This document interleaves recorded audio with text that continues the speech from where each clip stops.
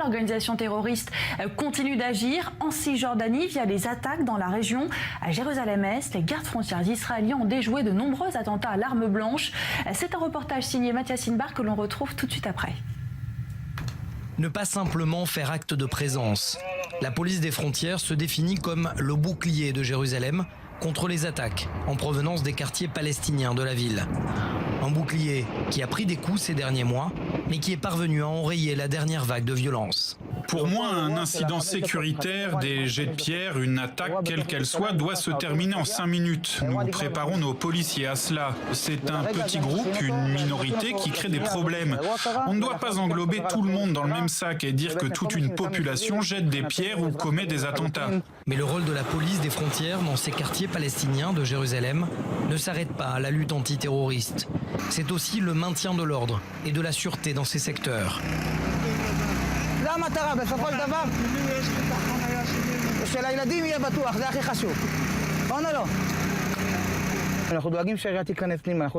Nous nous assurons que les services de la mairie pénètrent dans ces quartiers, s'occupent des problèmes des quartiers, de nettoyage pour que ces habitants se sentent bien.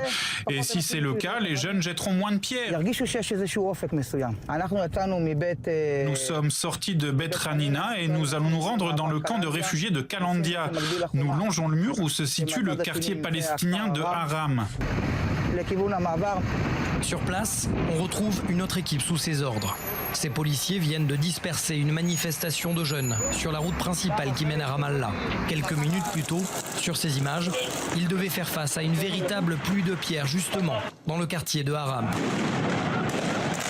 Si la police des frontières parvient à maîtriser, de jour comme de nuit, les jeux de pierre et autres cocktails Molotov, les attaques de loups solitaires restent un vrai défi, car elles peuvent transformer en quelques secondes la vie quotidienne des habitants de Jérusalem. Bonsoir Mathias Inbar, c'est vous qui avez réalisé ce reportage. On le voit, dispositif de sécurité impressionnant autour de Jérusalem-Est et pourtant le risque zéro n'existe pas.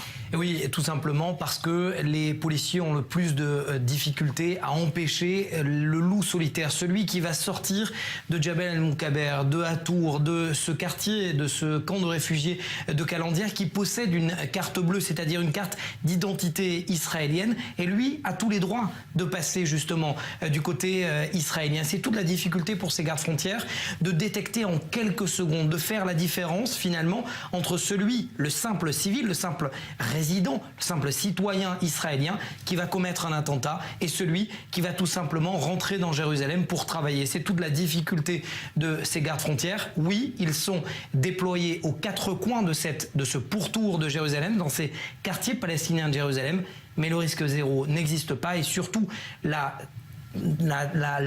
technique, si vous voulez, du 100% hermétique n'existe pas. Voilà, pas de risque zéro et vous nous le dites, c'est très difficile de faire face à ces loups solitaires et pourtant on l'observe accalmie dans cette intifada des couteaux depuis quelques mois. Comment on l'explique?